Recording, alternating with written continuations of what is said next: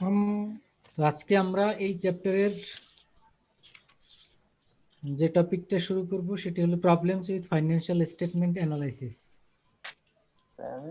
আমরা ফাইন্যান্সিয়াল এই চ্যাপ্টারটা শুরু করেছিলাম ফাইন্যান্সিয়াল স্টেটমেন্ট অ্যানালাইসিস, এবং এখানে প্রথমে রেশিও অ্যানালাইসিসের থিওরি ফর্মুলাগুলি তো আপনারা জানেন, ওগুলি আমরা ডিটেলসে যাইনি, শুধু ডুপন্ট অ্যানালাইসিস এটা আমরা ডিটেলসে দেখেছি। তো এরই দুইটি ম্যাথ করেছি আমরা অলরেডি। আর এখন যে টপিকটা শুরু করব সেটি হলো problems with financial statement analysis.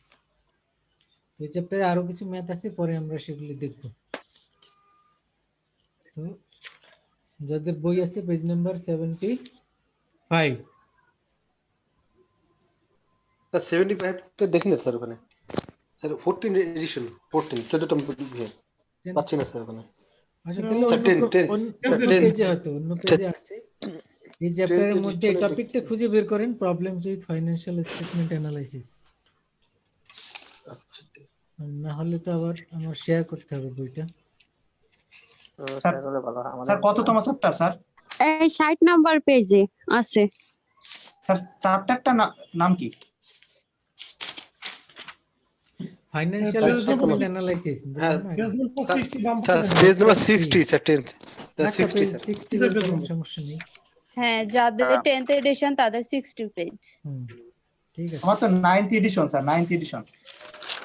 9th addition হলেও টপিকটা আছে, আপনি খুঁজে বের করেন, হ্যাঁ, আশেপাশে চ্যাপ্টার আছে। 3 তেই আছে।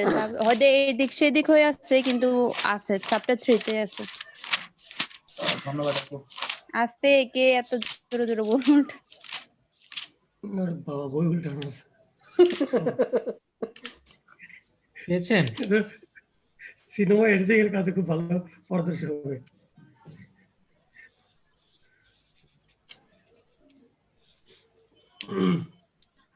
সবাই পেয়েছেন কিনা? জি স্যার পাইছি স্যার। জি sir. 60 page sir. Sir 8 edition তো মিলতেছে না স্যার, চ্যাপ্টারই মিলতেছে না। Alamgir 74 page, 74 page. এটা তো 8 এডিশন, আমারটা তো 8 এডিশন নেই আমারটাতে। চ্যাপ্টার 3 তে আছে problems with financial statement. Sir আপনার বই এডিশন কত? স্যার সবার কাছে তো বই নাই। বই না থাকলে কিভাবে হবে? স্যার তো পিডিএফ এর লিংক দিয়েছিল, ওইখান থেকে ঢুকলেই তো হয়, সবাই পেয়ে যাবে 60 পেজে। পিডিএফ তে না? জি okay thank you madam. PDF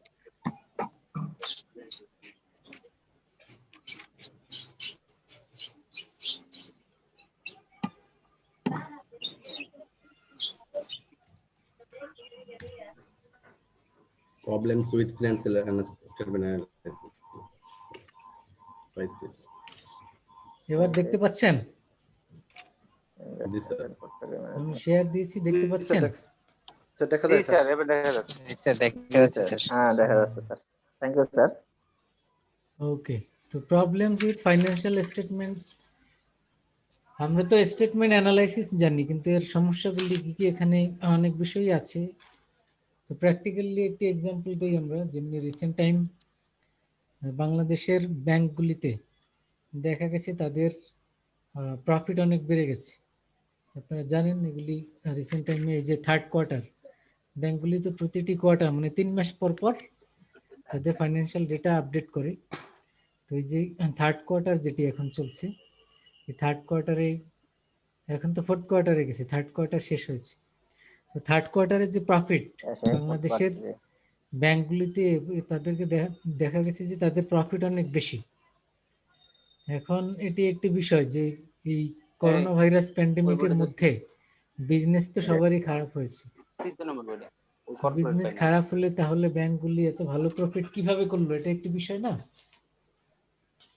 তো কি মনে হয়, ব্যাংকের তো অনেকে আছেন, বলেন তো এই যে ব্যাংকগুলির প্রফিট এত বেশি কারণ কি? স্যার অন্য বছরের তুলনায় তো কম স্যার। আপনি যদি বেশি হয় তাহলে রিসেন্ট ডেটা দেখেছেন বাংলাদেশের যারা লিস্টেড যে ব্যাংকগুলি আছে? স্যার এই জন্য স্যার অ্যাকচুয়ালি স্যার কর্পোরেট ইনভেস্টমেন্টের থেকে অনেকেই সরে আসে, ছোট ছোট যে ইনভেস্টমেন্ট গুলাতে গেছে ওগুলাতে দেখা যাচ্ছে প্রফিট বেশি। Yes, আমাদের ব্যাংকের কথাই বলি, যেখানে আগে আমাদের 60% কর্পোরেট ছিল, এখানে কর্পোরেট কমে এখন আপনার কোন মানে ব্যাংক? কমে আসছে। কোন ব্যাংক ডাচ আপনার? বাংলা ব্যাংক, আমার Dutch Bangla bank sir. Dutch Bangla corporate bank loan হলো গুলো, এই থার্ড কোয়ার্টারের প্রফিট হলো সেকেন্ড পজিশনে আছে, ফার্স্ট আছে ইসলামিক ব্যাংক। হ্যাঁ বলেন। জি স্যার, আমাদের কর্পোরেট বাদ দিয়ে এখন ছোট ছোট লোন গুলাতে আসছে, এখন ম্যানেজমেন্ট বলতেছে ওই লোন গুলাতে বেশি পরিমাণে। কারণ ওইটা না, আর একটা কারণ আছে, যে কমে গেছে যেটা বলে কস্ট, এক্সপেন্ডিচার, অপারেটিং কস্টও কমে গেছে আমাদের। অনেকটা কমানো হচ্ছে। এটা হচ্ছে যে ইয়া, বাংলাদেশ ব্যাংকের নিয়ম অনুসারে কমে যাচ্ছে, যেটা বলে লোনের ক্লাসিফিকেশন, যেটা এটা বাংলাদেশ ব্যাংকের নতুন গাইডলাইন্স অনুসারে ক্লাসিফিকেশন লোনগুলো হচ্ছে না, ক্লাসিফাইড হচ্ছে না। এই কারণে তাদের প্রফিটটা করতে হচ্ছে না, এটাকে অ্যাডভান্স যে আমরা রেখে দিই এটা রাখতে হচ্ছে না, প্রফিট হিসেবে দেখা যাচ্ছে, ইনকাম হিসেবে দেখানো যাচ্ছে, কিন্তু ইনকাম দেখানো যেত না যদি আগের নিয়মে থাকতো। মানে লোনগুলো ক্লাসিফাইড করে দিয়েছে নাকি যেন বলে টাইপের। এখন এটা ক্লাসিফাইড মুস্তাফিজুর রহমান কোন ব্যাংকে আছেন? ডাচ বাংলাতে স্যার। আচ্ছা, ক্লাসিফাইড করছে না, বাংলাদেশ ব্যাংকের রুলস আর ক্লাসিফাইড করছে না। তাহলে আপনাদের কথায় কিন্তু অনেকগুলি বিষয় বেরিয়ে এসছে এখানে, যে আসলে এটাই মূল কারণ। সেটি হলো যে ব্যাংক তার যে ক্লাসিফাইড লোনের এগেইনস্টে তার প্রভিশন রাখতে হয়। তো এখন এই প্রভিশন রাখলে তো তার নেট প্রফিট অনেক কমে যায়, কারণ প্রভিশনে একটা অ্যামাউন্ট শো করতে হয়। তো যেহেতু বাংলাদেশ ব্যাংক প্রথমে বলেছিল জুলাই পর্যন্ত, তারপরে এটাই ডিসেম্বর পর্যন্ত এক্সটেন্ড করেছে। তার মানে কোনো লোন হোল্ডার যিনি লোন নিয়েছেন, কোনো ক্লায়েন্ট যদি ডিসেম্বর পর্যন্ত পেমেন্ট না করে, তার এই সময় ডিসেম্বর পর্যন্ত সময় দিতে হবে যে তার সে পেমেন্ট করতে পারে। তো এর মধ্যে এগুলিকে ক্লাসিফাই করা যাবে না, এগুলিকে ডিফল্ট হিসেবে বা এটা আপনার রেগুলার লোন হিসেবে এগুলিকে দেখাতে হবে। ডিসেম্বরের পরে গিয়ে তারপরে আপনি ক্লাসিফাই করেন, যা করার তারপরে করেন, যদি না আবার এক্সটেন্ড করেন। তো এখন এই কারণে কি হয়েছে, এই কারণে যেটি হয়েছে, ইনকাম স্টেটমেন্টের মধ্যে একটি মিস রিপ্রেজেন্টেশন, আমি বলবো মিস রিপ্রেজেন্টেশন হয়েছে। কারণ নেট ইনকাম যেটি আছে সেখান থেকে প্রভিশন তো অনেক কোটি কোটি টাকা, তো এক এক ক্লাসের জন্য 30%, 20%, 10% এরকম বাদ দিয়ে রাখতে হয় আর কি। তো এখন এই পরিমাণ প্রভিশন যেহেতু এবার রাখা হয়নি, কারণ ওগুলিকে তো এখনো ডিফল্ট লোন হিসেবে ধরাই হয়নি, এই কারণে।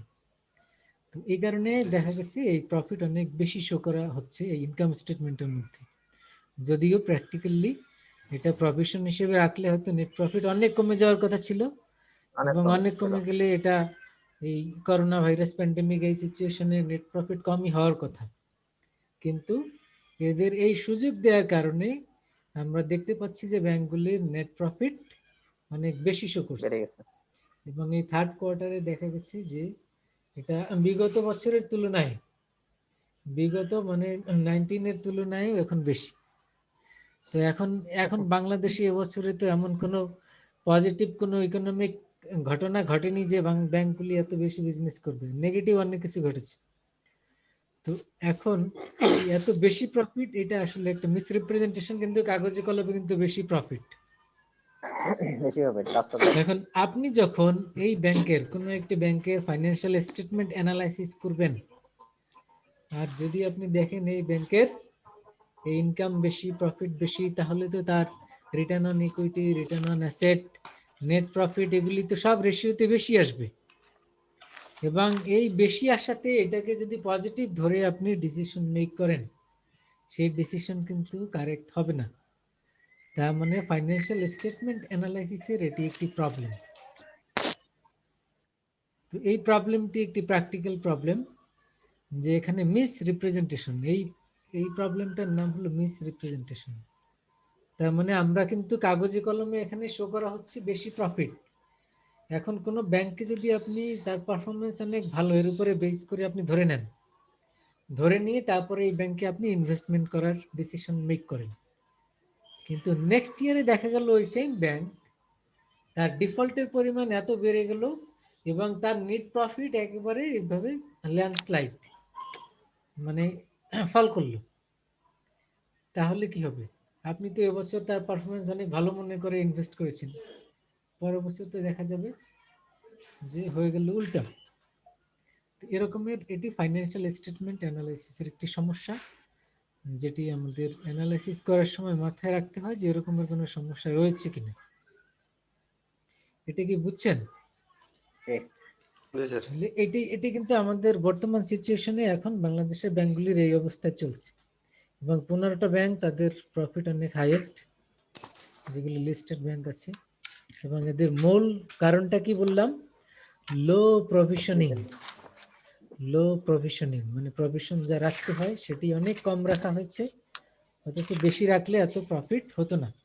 কারণ আপনারা জানেন যে ব্যাংকের ইনকাম স্টেটমেন্ট অন্যান্য কোম্পানি থেকে একটু আলাদা, তো সেক্ষেত্রে লাস্টে গিয়ে প্রভিশন অপশন থাকে, সেটা বাদ দিতে হয়, বাদ দিয়ে তারপরে নেট প্রফিট শো করতে হয়। তো এখন হিউজ অ্যামাউন্ট প্রভিশন রাখতে হয়, তো সেটি যেহেতু রাখা হয়নি, নেট প্রফিট বেশি শো করা হচ্ছে। এই কারণে আমরা দেখতে পাচ্ছি বাংলাদেশের এই ব্যাংকগুলির প্রফিট অনেক বেশি। এটা রিসেন্ট টাইমের খবর আর কি। এটা হলো একটি সমস্যা, আমরা মিস রিপ্রেজেন্টেশনের কথা বললাম। এছাড়াও আরো অনেক কিছু আছে, দেখবো আমরা। যদি আপনি ফাইন্যান্সিয়াল স্টেটমেন্ট অ্যানালাইসিসের ক্ষেত্রে একটা ব্যাংকের স্টেটমেন্ট নিলেন আর একটি হলো ফার্মাসিউটিক্যালস এর স্টেটমেন্ট নিলে কম্পেয়ার করেন, তাহলে কি আমরা কারেক্ট কম্পারিজন করতে পারবো? পারবো না, কারণ দুইটা কোম্পানি দুইটা ইন্ডাস্ট্রিতে বিলং করে। পিয়ার গ্রুপ বলে একটা কথা আছে, তার মানে আপনি যদি ব্যাংককে কম্পেয়ার করতে চান, আপনি ব্যাংকের সাথে ব্যাংকের কম্পেয়ার করতে হবে। একটা ব্যাংক ভালো পারফর্ম করলো কিনা, তাহলে আপনি এটা কম্পেয়ার করবেন কার সাথে? আরেকটি ব্যাংকের সাথে করেন। এখন আপনি ব্যাংকের সাথে যদি বেক্সিমকো ফার্মার কম্পেয়ার করেন, এটা এই স্টেটমেন্ট অ্যানালাইসিসের এটি একটি সমস্যা, যে এটি করা যাবে না। Peer group comparison is possible. Okay, ji sir. G sir.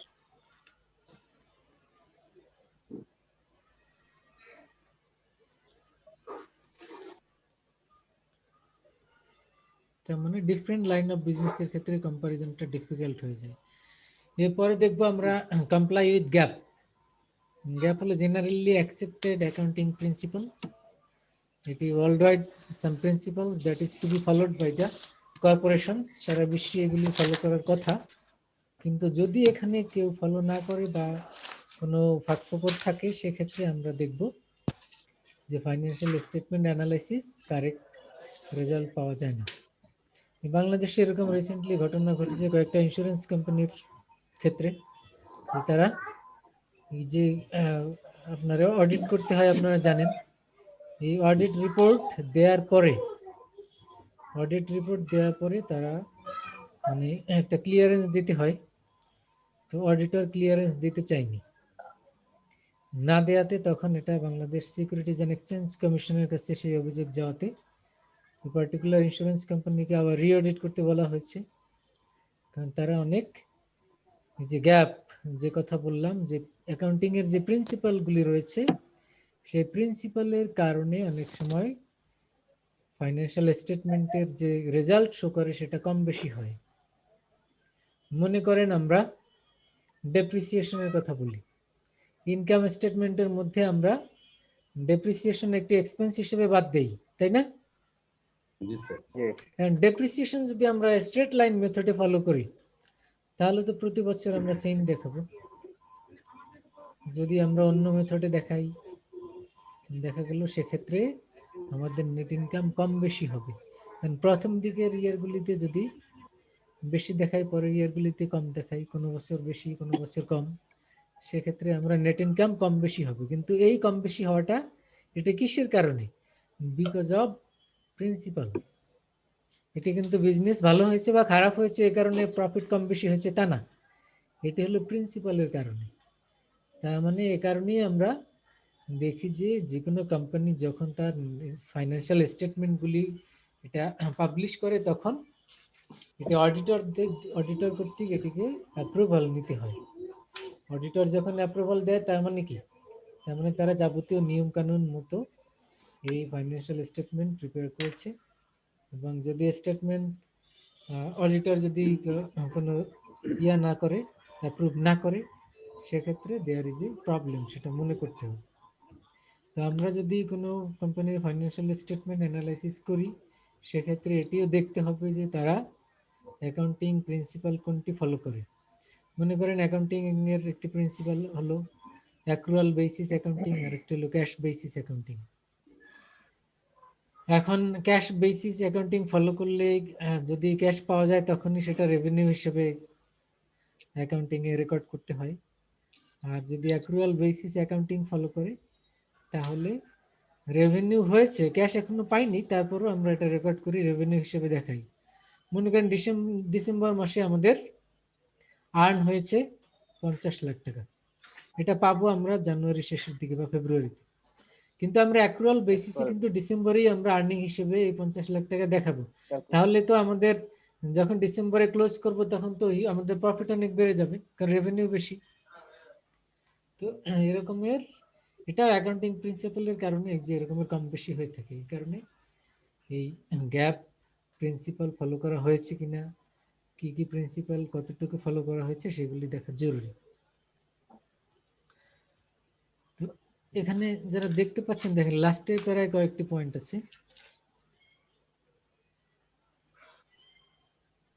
First, second, third এরকমের কয়েকটি পয়েন্ট আছে দেখেন। Different firms use different accounting procedures for inventory example হিসেবে বলেছে এখানে, যে আমরা এতক্ষণ যা বললাম যে অ্যাকাউন্টিং প্রসিডিউর যদি ডিফারেন্ট হয় সেক্ষেত্রে ফাইন্যান্সিয়াল স্টেটমেন্ট অ্যানালাইসিস করে ডিফারেন্ট রেজাল্ট পাওয়া যাবে এবং কম্পেয়ার করাটা ডিফিকাল্ট হয়ে যাবে। সেকেন্ডলি দেখেন different firms and their fiscal years at different times. বাংলাদেশে যেমনি কোম্পানিগুলি কর্পোরেশনগুলি তারা ফিসক্যাল ইয়ার ফলো করে, ফিসক্যাল ইয়ার বলতে জুলাই থেকে জুন, সেই অনুযায়ী তারা হিসাব ক্লোজ করে পাবলিশ করে। আবার ব্যাংকগুলি আবার কি করে, ডিসেম্বরে ক্লোজ করে, তাই না? তাহলে এখন এখানে একটি সমস্যা তৈরি হয়। সমস্যা, অন্যান্য কোম্পানি আমরা জুনে শেষ করে আবার পরবর্তী বছর জুনে শেষ করে, জুলাইয়ে নতুন ফিসক্যাল ইয়ার শুরু হয়। তো এ কারণে কোন কোম্পানি কখন শুরু করলো কখন শেষ করলো এটি একটি বিষয়। কারণ যদি এরকম হয়, মনে করেন যে 4টা কোয়ার্টার যদি আমরা ধরি, 3 মাস পর পর একটা কোয়ার্টার, তাহলে জুন পর্যন্ত 2টা কোয়ার্টার, আবার জুলাই থেকে ডিসেম্বর পর্যন্ত 2টা কোয়ার্টার। তো এরকম হতেই পারে যে কোনো কোম্পানি ফার্স্ট 2টা কোয়ার্টারে বিজনেস ভালো হলো না, এবছর যেমনি হয়েছে যে ফার্স্ট 2টা কোয়ার্টার তো করোনা ভাইরাসের প্যান্ডেমিকের মধ্যে গেছে, বিজনেস অনেক বন্ধ ছিল। তার মানে সেকেন্ড কোয়ার্টারে বিজনেস সবারই খারাপ, তাই না? তারপরে থার্ড কোয়ার্টার, ফোর্থ কোয়ার্টারে হয়তো একটু ইমপ্রুভিং, ফোর্থ কোয়ার্টারে হয়তো কম্পারেটিভলি বেটার। তাহলে যারা জানুয়ারি টু ডিসেম্বর অ্যাকাউন্টিং মেনটেন করে তারা হয়তো এই যে 4টা কোয়ার্টার এভাবে এর মধ্যে প্যান্ডেমিক শেষ। আর যারা জুনে শেষ করেছে, হিসাব ক্লোজ করেছে এবং জুলাই গিয়ে আবার নতুন হিসাব শুরু করেছে, ওদের তো ওইখানে কি হবে, মানে একটা কোয়ার্টার পড়েছে ওদের এই প্যান্ডেমিকের মধ্যে, এবং আগের 2টা কোয়ার্টার মানে বিগত বছরের জুলাই থেকে ডিসেম্বর পর্যন্ত ওইটা তো ভালো ছিল। তো ওদের এই অবস্থা, এটা যদি আরেকটা অ্যাকাউন্টিং ইয়ারের সাথে অন্য কোম্পানির কম্পারিজন করি তাহলে কিন্তু আমরা কারেক্ট পিকচার পাবো না। এটি সেকেন্ড পয়েন্টে মূলত এটি বলা হয়েছে ফিসক্যাল ইয়ারের সমস্যা। And finally, for any particular firm, unusual or transient events such as on-time profit from an asset sales may affect financial performance. কোনো কোম্পানির huge landslide profit, huge profit হলো, যেমনি আমরা ওই যে প্রথমে যে বাংলাদেশি ব্যাংকগুলির কথা বললাম, এরকমের যদি হিউজ প্রফিট দেখা দেয় তো এখানে আমাদের খতিয়ে দেখতে হবে যে এই কোম্পানির পারফরমেন্স ভালো নাকি অন্য কোনো ঘটনা ঘটেছে।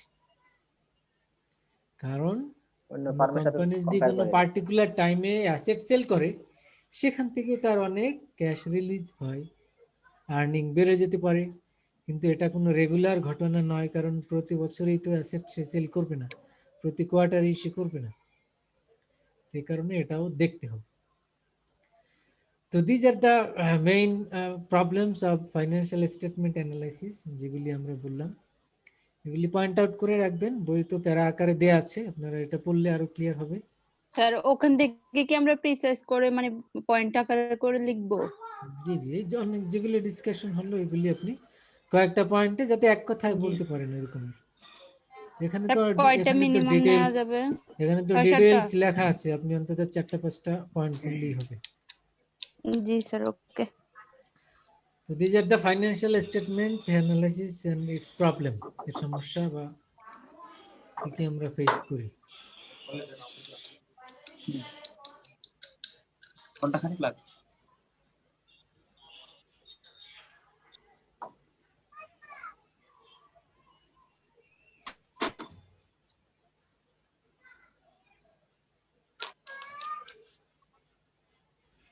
এরপরে আসবো আমরা internal financing, growth of the farm.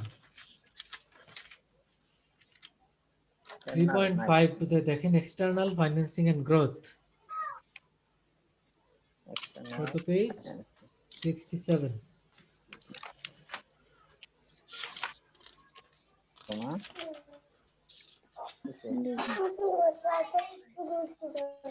External 60 financing and internal financing and growth. External financing বলতে আমরা কি বুঝি? When the company make financing with the external sources, and external sources may be anything like debt or equity. And internal financing is the internal source, and internal source of financing of a company is the retained earnings. Okay, external financing এর source এবং internal financing এর source কি? Sir ইকুইটিটা কি sir internal, sir external external? External equity. External sir bank লোনও হতে পারে। হতে পারে, এই জন্য এক কথায় বলেছি ডেট অ্যান্ড ইকুইটি। লোন হতে পারে, বন্ড হতে পারে, এগুলি হলো ডেট। আর ইকুইটি বলতে share, preferred stock, common stock, যাই হোক। এখন আমরা দেখব যে একটি কোম্পানির ফাইন্যান্সিয়াল গ্রোথ এনশিওর করার জন্য তার ফাইন্যান্সিং এর সাথে রিলেশন কি এবং কতটুকু গ্রোথ সে এনশিওর করতে পারে। কারণ বিজনেস ফার্ম তো শুধু বিজনেস করবে এটাই তার মূল টার্গেট না, তার আলটিমেট গোল কি? Maximize value of Profit. share. Wealth maximization. Wealth ম্যাক্সিমাইজেশনের জন্য তো তার গ্রোথ দরকার, বিজনেসের গ্রোথ। আর বিজনেসের গ্রোথ এন্ড এক্সপেনশন এর জন্য দরকার ফাইন্যান্সিং। আর ফাইন্যান্সিং এর জন্য তার সোর্স খুঁজতে হবে, কারণ বাইরে থেকে মানে এক্সটার্নাল ফাইন্যান্সিং যদি করা হয় সেটি একদিকে ফার্মের রিস্ক বেড়ে যায়। কি রিস্ক? Default risk. আর যদি আমরা ইন্টারনাল ফাইন্যান্সিং এর কথা চিন্তা করি সেক্ষেত্রে তো অ্যাভেলেবল ফান্ড থাকতে হবে। আর ইন্টারনাল ফাইন্যান্সিং এর সোর্স কি কর্পোরেশনের ক্ষেত্রে? Return earnings. Written earnings. Fine, written earnings এই ফান্ড দিন দিন বাড়তে থাকে। কখন বাড়ে? কোম্পানি যদি প্রফিট পজিশনে থাকে, সে যদি কম পরিমাণ ডিভিডেন্ড দেয়। কম পরিমাণ ডিভিডেন্ড দিলে কি হয়? রিটেন আর্নিংস বেড়ে যায়, তাই না? Yes, sir. Barbu. Written earnings বেশি দিলে মানে ডিভিডেন্ড বেশি দিলে রিটেন আর্নিংস যাবে, কারণ নেট প্রফিটের তো একটি পার্ট ডিভিডেন্ড দেওয়া হয়, বাকিটা রিটেন আর্নিংস হিসেবে রাখা ওটা কি হয়। স্যার ক্যাশ এবং নন ক্যাশের মধ্যে কোনো ইফেক্ট আছে কিনা স্যার? ক্যাশ নন ক্যাশের মধ্যে ইফেক্ট আছে এটাই যে আপনার যদি নেট প্রফিট অ্যাভেলেবেল থাকে, ক্যাশ থাকে কিন্তু এক্সপেনশনের প্ল্যান এই মুহূর্তে নাই, তাহলে আপনি ক্যাশ ডিভিডেন্ড দিতে পারেন। আর যদি মনে করেন এই মুহূর্তে আমাদের অনেক ক্যাশ দরকার, যা আছে নেট প্রফিট এতেও হবে না, আরো লোন নিতে হবে, তখন তো আপনি চিন্তা করবেন যে ক্যাশ ডিভিডেন্ড না দিয়ে আমরা স্টক ডিভিডেন্ড দিই। না দিয়ে স্টক ডিভিডেন্ড। তাহলে কি হবে যে আমরা ক্যাশটা আমরা ইনভেস্টমেন্ট পারপাসে ইউজ করতে পারবো, এবং শুধু এই ক্যাশই হবে না, হয়তো ফার্দার আরো আমাদের লোন নিতে হতে পারে। এটা রিয়েলিটির উপর ডিপেন্ড করবে। যেমনি এখন আমরা আলাপ করলাম যে ব্যাংকের প্রফিট অনেক ভালো, তো এই ডিসেম্বরে যখন ক্লোজ করবে তখন ব্যাংকগুলি যখন ডিভিডেন্ড ডিক্লেয়ার করবে তখন তারা চিন্তা করবে যে আমাদের এবছরের প্রফিট তো অনেক বেশি, তাহলে আমরা বেশি পরিমাণ ডিভিডেন্ড দেই। এটা এক ধরনের চিন্তা, এটা করতে পারে, কিন্তু এই চিন্তাটা কারেক্ট হবে না, কারণ এটা তো আর্টিফিশিয়াল প্রফিট। Artificial profit. এই কারণে তাদের চিন্তা করতে হবে যে আগামী বছরে একটা ফাইন্যান্সিয়াল লস হওয়ার চান্স বা একটা ডিক্লাইন হওয়ার চান্স আছে। এই কারণে ডিভিডেন্ড যত কম দিয়ে পারা যায়, অথবা ক্যাশ ডিভিডেন্ডের বদলে যদি আমরা স্টক ডিভিডেন্ড দেই, অথবা মিনিমাম দেই, খুব বেশি না দেই, সেটা একটা চিন্তা হয়তো তাদের মাথায় থাকবে। আবার একেবারেই দিবে না এটা হয়তো চিন্তা করবে না, কারণ হলো আবার শেয়ার মার্কেটের বিষয় আছে, তো যে ইনভেস্টররা আবার ডিসস্যাটিসফাইড ইনভেস্টর যারা, তাদের তো আবার এক্সপেকটেশন থাকে যে কোম্পানি থেকে তারা একটা সার্টেন লেভেলে ডিভিডেন্ড পাবে। তো এক্ষেত্রে তারা যে একটা লেভেলে হয়তো ক্যাশ ডিভিডেন্ড মেনটেন করে কোম্পানি। তো এটি হলো বিষয়। তো এখানে আমরা দুইটা সোর্সের কথা বললাম, একটা হলো ইন্টারনাল সোর্স আর একটা হলো এক্সটার্নাল সোর্স। আর ফাইন্যান্সিয়াল গ্রোথ বলতে গ্রোথ কখন হবে? গ্রোথ হবে ফার্মের ভ্যালু যখন বাড়বে, তাই তো? আর গ্রোথ হওয়ার জন্য প্রি কন্ডিশন কি? সেলস বেশি হবে। সেলস বেশি হলে প্রফিট বেশি, প্রফিট বেশি হলে ফার্মের গ্রোথ। কিভাবে? এবছরে 10 কোটি টাকা সেলস, আচ্ছা, এর মধ্যে থেকে মনে করেন ধরলাম 50 লাখ টাকা প্রফিট, তাহলে এই 50 লাখ টাকা প্রফিটের মধ্যে আপনি 20 লাখ টাকা ডিভিডেন্ড দিয়ে দিলেন, আর থাকলো কত? Written earnings 30 lakh. এখন আপনার ব্যালেন্স শিটে ইকুইটি সাইডে 30 লাখ টাকা যোগ হবে, কারণ ইকুইটির কম্পোনেন্টস গুলি কি কি? ইকুইটির কম্পোনেন্টস হলো common stock, preferred stock, retained earnings, আর যদি ইয়ে থাকে শেয়ার, যদি আমরা প্রিমিয়ামে সেল করি। তো এখন এগুলি হলো এর কম্পোনেন্টস, তাই তো? এখন এই যে 30 লাখ টাকা তার ইকুইটিতে অ্যাড হলো, তাহলে এটা ফার্মের গ্রোথ হলো নাকি নেগেটিভ গ্রোথ হলো? গ্রোথ হলো স্যার। গ্রোথ হলো। গ্রোথ হলো স্যার। আচ্ছা, তাহলে যেই পরিমাণ অ্যাডিশন আমরা করলাম ভ্যালু, সেই পরিমাণ গ্রোথ এনশিওর হলো। এখন যদি আমরা আগে থেকে টার্গেট করি যে আমরা ফার্মের 10% গ্রোথ চাই, অথবা 20% গ্রোথ চাই, অথবা 30%, মানে এটা ফাইন্যান্সিয়াল প্ল্যানিং এর পার্ট, যে কি পরিমাণ গ্রোথ আমাদের দরকার। ফাইন্যান্সিয়াল সবাইটা ম্যানেজার মিউট করে দেন, চিল্লা আবার।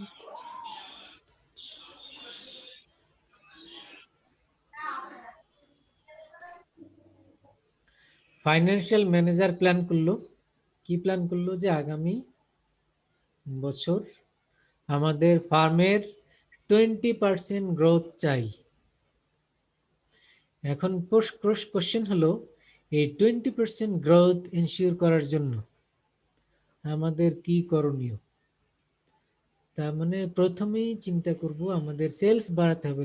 কতটুকু সেলস বাড়াতে হবে, কি পরিমাণ প্রফিট করতে হবে, এবং কি পরিমাণ ফাইন্যান্সিং দরকার, সেই ফাইন্যান্সিং কি ইন্টারনালি হবে নাকি এক্সটার্নালি হবে।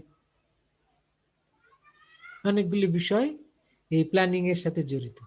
তাহলে মূল প্ল্যানটা কি? যে financial manager is taking an initiative to expand the farm, তার গ্রোথ বাড়াতে যাচ্ছে। কত পার্সেন্ট? ধরলাম যে 20%। এর সাথে জড়িত কি কি বিষয়? সেলস কতটুকু বাড়াতে হবে, প্রফিট তাহলে কি পরিমাণ বাড়বে, এই আনসারগুলি জানতে হবে, মানে ওটা এনশিওর করার জন্য। কি পরিমাণ সেলস বাড়াতে হবে, তাহলে প্রফিট আবার কতটুকু বাড়বে, এবং আমাদের প্রফিট বাড়বে সেটা যদি আমরা রিটেন আর্নিংস যা আছে সেখান থেকে আমরা ইন্টারনাল ফাইন্যান্সিং কতটুকু করতে পারবো, এক্সটার্নাল ফাইন্যান্সিং দরকার কিনা, অথবা কোম্পানি আদৌ এক্সটার্নাল ফাইন্যান্সিং এ যেতে চাচ্ছে কিনা। তো এই অনেকগুলি কোশ্চেন এর সাথে জড়িত। এই জন্য প্রথমে আমরা যে বিষয়টি আলাপ করব যে ইন্টারনাল ফাইন্যান্সিং এন্ড গ্রোথ, তারপরে আলাপ করব এক্সটার্নাল ফাইন্যান্সিং এন্ড গ্রোথ। তার মানে ইন্টারনাল ফাইন্যান্সিং এর মাধ্যমে আমরা কোম্পানির কতটুকু গ্রোথ এনশিওর করতে পারি, সেটাতে যদি আমরা স্যাটিসফাই না হই, দেন আমরা এক্সটার্নাল ফাইন্যান্সিং এর কথাও চিন্তা করতে পারি, সেক্ষেত্রে কতটুকু আমরা এক্সটার্নাল ফাইন্যান্সিং করব।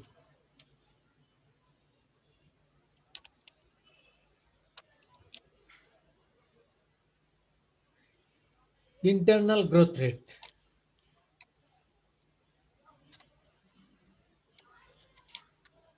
ইন্টারনাল গ্রোথ রেটটা কি?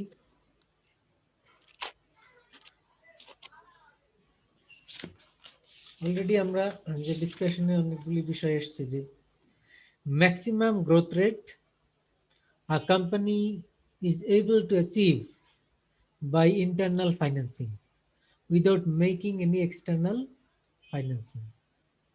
আপনাদের বইও আছে, দেখেন যে ইন্টারনাল গ্রোথ রেট কাকে বলে। ইন্টারনাল গ্রোথ রেট কাকে বলে, পেয়েছেন কিনা দেখেন। The internal growth rate is the maximum growth rate, maximum মানে এর বেশি হবে না, that can be achieved with no external financing of any kind.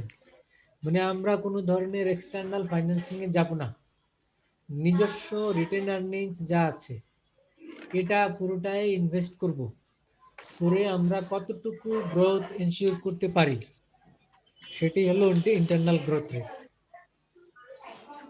এখন এটা যেহেতু ফাইন্যান্সিয়াল ম্যানেজার প্ল্যান করবে, এটা করার জন্য তার অনেক অ্যানালাইসিস করতে হবে, কিন্তু এই জন্য তার অনেক কষ্ট করতে হবে। তো এটা এত কষ্ট যাতে না করতে হয়, সহজে শর্টকাটে সে কি করতে পারে, এই রেটটা বের করতে পারে। কিভাবে? Internal growth rate equal to ফর্মুলাটি দেওয়া আছে, দেখুন ROA into B R1 minus ROA into B। এখন প্রশ্ন হলো বিটা কি, ওর নিচে লিখে দেওয়া আছে, দেখেন B is the flowback ratio or retention ratio। flowback বা রিটেনশন রেশিও, রিটেনশন বলতে আমরা রিটেন আর্নিংস হিসেবে কত পার্সেন্ট রাখলাম। আচ্ছা, ধরলাম এবছর কোম্পানি 1 লাখ টাকা প্রফিট করলো, সে ডিভিডেন্ড ডিক্লেয়ার করলো 40%, তাহলে রিটেন আর্নিংস কত পার্সেন্ট? 60%। তাহলে 60% ইজ দ্য ফ্লোব্যাক রেশিও আর রিটেনশন রেশিও। বুঝছেন বিটা কি? বুঝছেন? আরেকবার বলেন একটু স্যার। কোম্পানি এবার ডিভিডেন্ড ডিক্লেয়ার করলো 40%। জি স্যার। তার মানে টোটাল যত নেট প্রফিট হয়েছে তার 40% will be distributed among the shareholders. That is the company decision. So এখান থেকে আপনি এবার বলেন তাহলে কোম্পানি রিটেন আর্নিংস এ কত পার্সেন্ট রেখেছে? 60%। 60%। কিভাবে বুঝলাম আমরা যে 40% যেহেতু ডিভিডেন্ড দিল, তো বাকিটা ওটা আর্নিং রিটেন আর্নিং হিসেবে আছে, রিটেন আর্নিং হিসেবে আছে। আর এই রিটেন আর্নিংস এর যে রেট, তার মানে 60% বা 0.6, এটাই হলো রিটেনশন রেশিও, এখানে বি। তার মানে এই বি যদি আমরা জানি, এই বি যদি আমরা জানি, মানে রিটেনশন রেশিও যদি আমরা জানি, সাথে ROA return on asset, return on asset কিভাবে বের করতে হয় সেটা তো আমরা জানি, net income by total asset. তো এই দুইটি বিষয় যদি আমরা জানি, তাহলে এই ফর্মুলা অ্যাপ্লাই করে আমরা ইন্টারনাল গ্রোথ রেট বের করতে পারি। এবং এই ইন্টারনাল গ্রোথ রেট কি ইন্ডিকেট করবে, যে আমরা ফার্মের ম্যাক্সিমাম এই পরিমাণ গ্রোথ এনশিওর করতে পারবো without making any external financing. তার মানে কোনো লোন নিব না, শেয়ার ইস্যু করব না, আমাদের নিজস্ব যে অ্যাভেলেবল ফান্ড আছে সেটি দিয়েই আমরা এই গ্রোথটা এনশিওর করতে পারি। ওকে, এখন এগুলি তো অনেক অ্যাডভান্স লেভেলের কথা, এটি ফাইন্যান্সিয়াল ম্যানেজার করবে। তার মানে আপনার কোম্পানিতে যারা ফাইন্যান্স ডিভিশনে কাজ করবে, হেড অফ ফাইন্যান্স, তার আশেপাশের লোকজন, তারা এইসব বিষয় নিয়ে হেডেক, তারা এগুলি করবে। তো এ কারণে হয়তো আপনি ফাইন্যান্স ডিভিশনে কাজ করলে এগুলি প্র্যাকটিক্যালি আপনি জানবেন, এবং এটি দেখভাল কি করবে, এগুলি অপারেশনের যে হেড কো আছে না, তিনি করতে পারেন। আর যেসব কোম্পানিতে কো নাই সেখানে হেড অফ ফাইন্যান্স বা ভাইস প্রেসিডেন্ট ফাইন্যান্স ডিভিশনের হেড, উনি এসব চিন্তা ভাবনা করবেন, এবং উপরের সিইও এবং বোর্ড এরা এগুলি জানবে। তো এটা নিচের লেভেলে হয়তো এমপ্লয়ি লেভেলে হয়তো এগুলি তারা নেওয়া জানতে পারে। তো এটা ফাইন্যান্সিয়াল অ্যানালাইসিস, এই বিষয়গুলি তো আপনার জানতেই হবে, কারণ আপনি তো সবসময় ওই যে কি বলে এক্সিকিউটিভ থাকবেন না, তো আপনি তো একসময় ওই জায়গাতে যাবেন, বা ওই জায়গাতে না গেলেও আপনার এগুলি হেল্পিং হ্যান্ড হিসেবে যাদের সাথে কাজ করতে হবে। হেড অফ ফাইন্যান্স না হলেও তো ফাইন্যান্স ডিভিশনে কাজ করলে আপনার এগুলি বিভিন্ন কাজে জানতে হবে। যারা ব্যাংকে আছেন তারা হয়তো বিভিন্ন ক্লায়েন্টরা লোনের জন্য অ্যাপ্লাই করে, তাদের এগুলি অ্যানালাইসিস করে দেখতে হয় যে কোম্পানির অবস্থা কি। তো এগুলি আপনার জানা থাকলে সহজে করতে পারবেন। আর এখন যদি আপনি না জানেন তখন তো আপনার আবার শিখে নিতে হবে। আপনার ম্যানেজার বললো যে একটি প্রপোজাল এসছে, এটি একটু বলেন এখানে লোন দিতে পারবো কিনা, একটু অ্যানালাইসিস করে 1 সপ্তাহ সময় দিলাম, এগুলি করে দেন।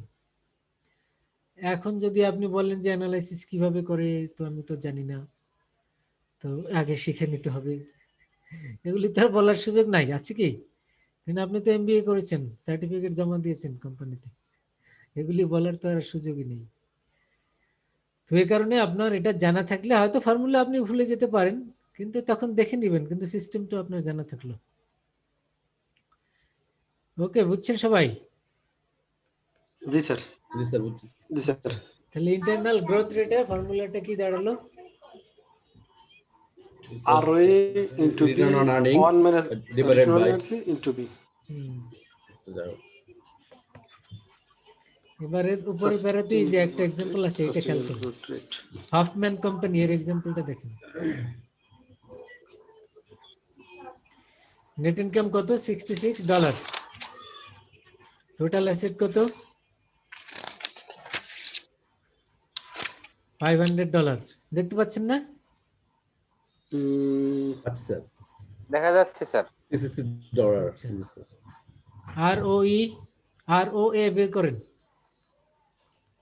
কিভাবে করবেন? এই যে নেট ইনকাম 66 ডিভাইডেড বাই 500 কত হলো? 13.2। নিজেরা করে দেখেন।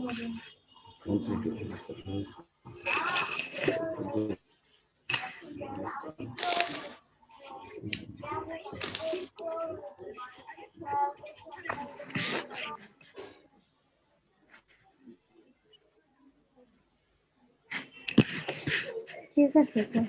প্রথমে এটা করলাম, এরপরে কি বলছে দেখেন। 66 নেট ইনকাম, 44 রিটেইন, তাহলে রিটেনশন রেশিও কত হবে বলেন তো? টোটাল নেট ইনকাম কত? 66, আর 44 অ্যামাউন্ট বলা আছে ওয়াজ রিটেইন। এখন রিটেনশন রেশিও কত, কিভাবে আমরা বের করব? এখানে কিন্তু অ্যামাউন্ট বলা আছে, পার্সেন্টেজ বলা নাই। রিটেনকে নিট ইনকাম দ্বারা ভাগ করতে হবে স্যার। রিটেনকে নিট ইনকাম দ্বারা ভাগ করতে হবে। জি, তাহলে b equal to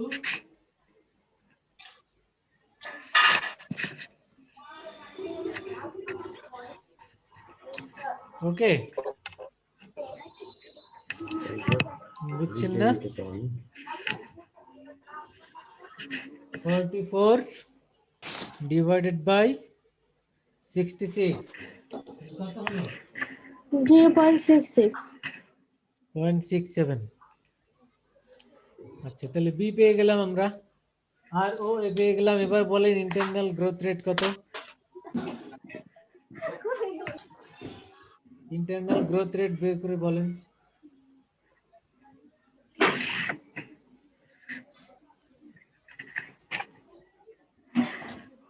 পারবেন না বলতে? স্যার পারবো, কিভাবে করব? সূত্রতে বসালে হয়ে ফর্মুলায় যাচ্ছে, বসাই আমরা, বসালে হয়ে আর ও যাচ্ছে। Into B. তার মানে এই যে আর ও এর রেজাল্ট এর সাথে বি এর রেজাল্ট, এটা মাল্টিপ্লাই করেন, আর নিচে 1 মাইনাস ওইটা করেন, হয়ে গেল। তাহলে রেজাল্ট কত আসলো? 1.32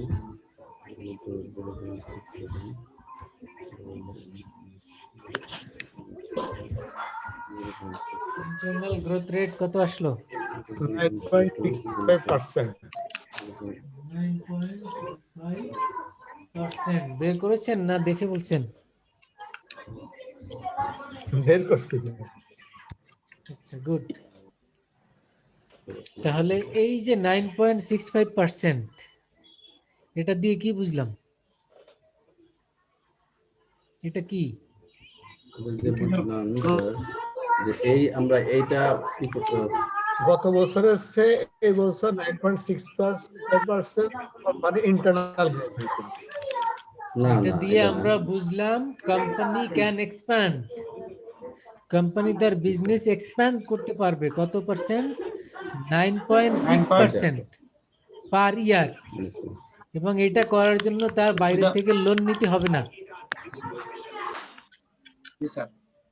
বুঝছেন? ইন্টারনাল সোর্স থেকে হয়ে যাচ্ছে। ইন্টারনাল ফাইন্যান্সিং দিয়ে হয়ে যাচ্ছে 9.65% গ্রোথ রেট। এখন এই কোম্পানি যদি এই 9.65% গ্রোথে স্যাটিসফাইড না হয়, তখন তো তারা বলবে যে না, আমাদের গ্রোথ আরো বেশি দরকার। তখন ফাইন্যান্সিয়াল ম্যানেজার কি বলবে? বলবে যে আরো বেশি দরকার, সেটা আমরা অ্যাচিভ করতে পারবো, কিন্তু তখন আমাদের এক্সটার্নাল ফাইন্যান্সিং এ যেতে হবে। তখন তো সিইও হয়তো জানতে চাইলো তাহলে কি পরিমাণ, আমরা যদি 15% গ্রোথ এনশিওর করতে চাই, আপনাকে এবার জানতে চাইলো তাহলে কি পরিমাণ আমাদের লোন নিতে হবে আপনি বলেন। এটা আমাদের তখন আবার এক্সটার্নাল ফাইন্যান্সিং এর রেটটা বের করতে হবে। You got the point? তাহলে এবারে আসি আমরা সাস্টেইনেবল গ্রোথ রেট।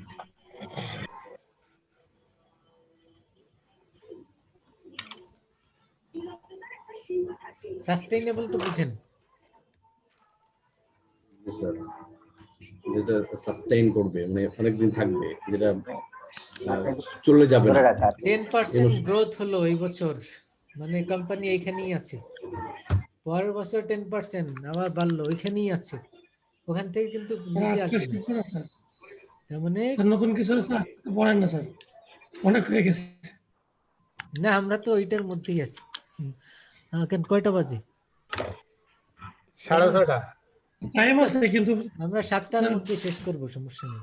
আরো বেশি নতুন টপিক গেলে স্যার আমরা না, নতুন মাথায় রাখতে টপিক, পারবো। এই টপিকটাই তো শেষ হয়নি। সাস্টেইনেবল গ্রোথ রেট এই টপিকটা শেষ হয়নি তো। চলছে। তো আমরা যেটা শুরু করেছিলাম 3.5, ওইটার মধ্যেই আছে। ইন্টারনাল। এক্সটার্নাল জি। ফাইন্যান্সিং। তো এখন সাস্টেইনেবল ইন্টারনাল গ্রোথ আমরা কিভাবে বের করব সেটা দেখি এবার।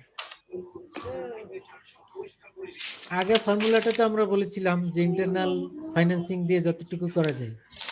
এবারে সাস্টেইনেবল গ্রোথের আমরা ফর্মুলাটা কিভাবে বলবো বা ডিফাইন করব কিভাবে? এখানে এটা আরও ই। হ্যাঁ, এটা তো ফর্মুলার মধ্যে, কিন্তু কিভাবে ডিফাইন করব?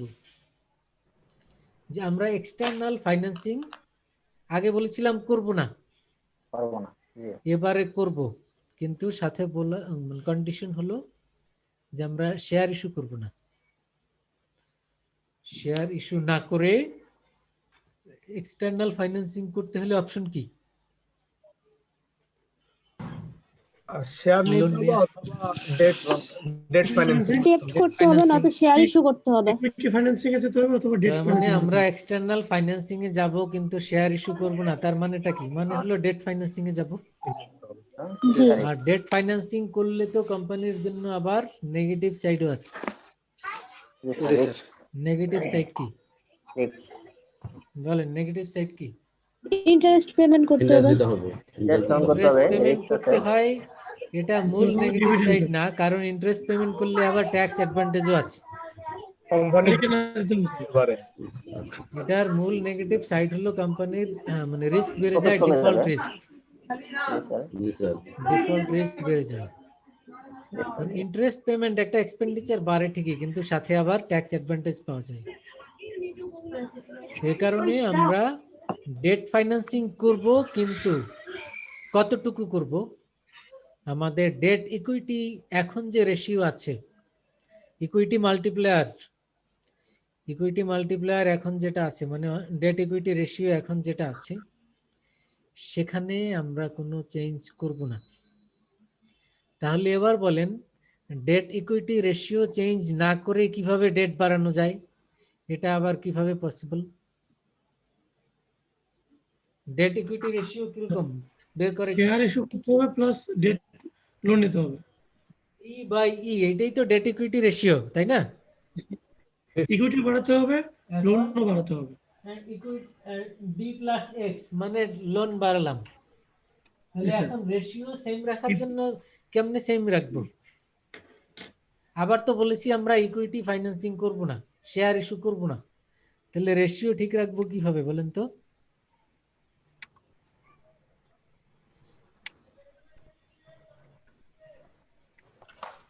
কিভাবে সমস্যা? রাখা যাবে কি? না স্যার, ইকুইটি রেশিও তো চেঞ্জ হয়ে যাবে। রেশিও চেঞ্জ হবে, কিন্তু equity এটা বাড়াতে হবে, ঠিক না হলে রাখার change উপায় হলো যে আমরা রিটেন আর্নিংস বেশি রিটেন আর্নিংস এর মাধ্যমেও তো ইকুইটি বাড়ে। ইকুইটি বাড়বে না? স্যার রিটেন আর্নিংস বেশি করতে হবে, যে ডিভিডেন্ড কমাতে হবে স্যার। আমরা দেখব যে ইকুইটি বাড়বে রিটেন আর্নিংস এর মাধ্যমে, সেইটা যে পরিমাণ বাড়লো সেই অনুযায়ী আবার আমাদের মানে লোন নিব, ডেট বাড়াবো, তাহলে রেশিও ঠিক থাকবে। জি স্যার, ঠিক থাকবে। কথা বুঝছেন?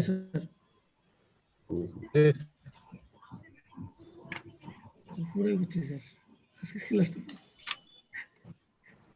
মনে করেন আমরা ডিই ডেট ইকুইটি রেশিও আমাদের এটা কত? মনে করেন এটা 50,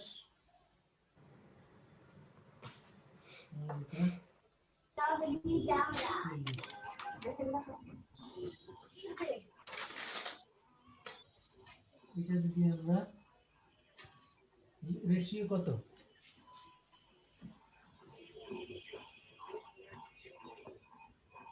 60/30 তাহলে কত হয়?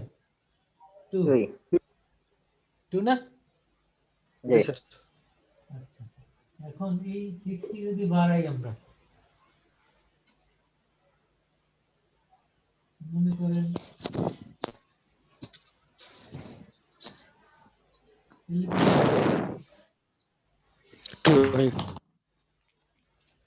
তাহলে লোন বাড়ালাম 60, আর ওদিক থেকে আমাদের প্রফিট ভালো হয়েছে, ডিভিডেন্ড একটু কম দিয়ে ইকুইটি বাড়িয়েছি 30, রেশিও ঠিক আছে না? বাড়ালে সব দিয়ে বাড়াইতে হবে। হ্যাঁ, মানে এখন এক্সটার্নাল ফাইন্যান্সিং করব, কতটুকু করব? যতটুকু করলে আমাদের ডেট ইকুইটি রেশিও চেঞ্জ না হয়। আর ডেট ইকুইটি রেশিও চেঞ্জ করব না কেন? কারণ এটা তো আবার নেগেটিভ সাইড অনেক বেশি। একটা কোম্পানি যখন মেজর পোর্শন অফ ফাইন্যান্সিং থাকে তার ডেট, তখন এটি তার ডিফল্ট রিস্ক বাড়ায়। সাথে সাথে এই কোম্পানি যদি ফার্দার লোনের জন্য অ্যাপ্লাই করে, সে তখন তো রিজেক্টেড হবে বাই দ্য ক্রেডিটরস, কেউ লোন দিতে চাইবে না। তো অনেকগুলি সমস্যাই রয়েছে। এ কারণে ডেট ইকুইটি রেশিওতে চেঞ্জ করবে না, না করে যতটুকু লোন নেওয়া যায় ততটুকু লোন নিয়ে দেন ম্যাক্সিমাম কি পরিমাণ গ্রোথ এনশিওর করা যায় সেই গ্রোথ রেটটাকেই আমরা বলছি সাস্টেইনেবল গ্রোথ রেট। তাহলে কিভাবে ডিফাইন করব? The maximum growth rate that can be achieved without making any equity financing and changing the debt equity ratio. বুঝছেন? স্যার আজকে এইটা পরে আর নজর করে স্যার যায় না স্যার।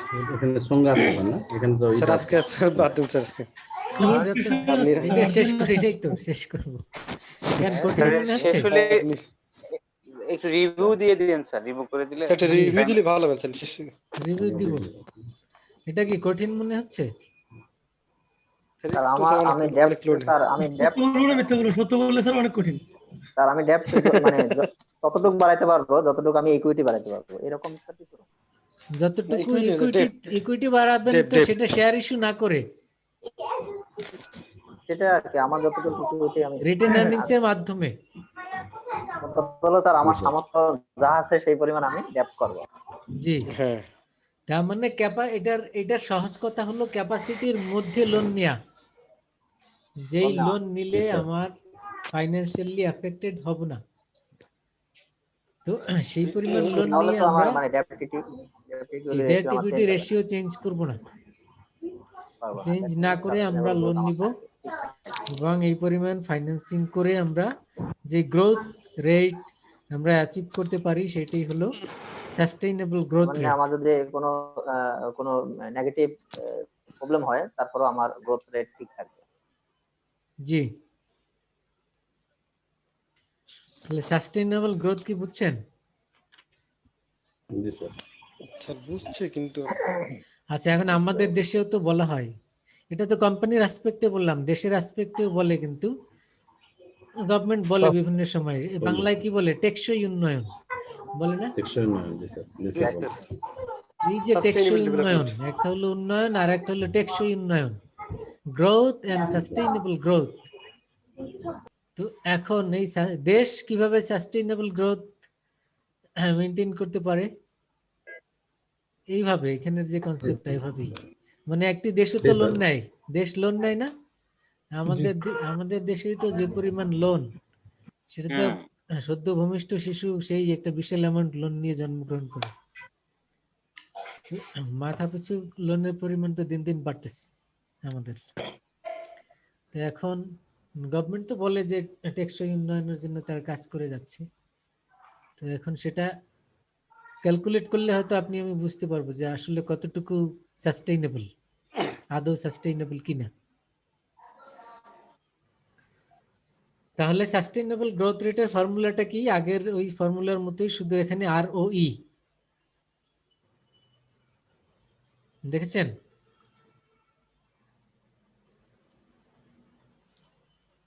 ফর্মুলাটা দেখতে পাচ্ছেন? বি ফ্লো ব্যাক যে বের করে স্যার, এইটা সিস্টেমটা একটু যদি বলে দিতেন। আপনি যদি যে কোনো একটা ক্লু জানেন, বি বের করার জন্য আপনার একটা ক্লু জানতে হবে। যে কোনো ক্লু কি হয়, আপনার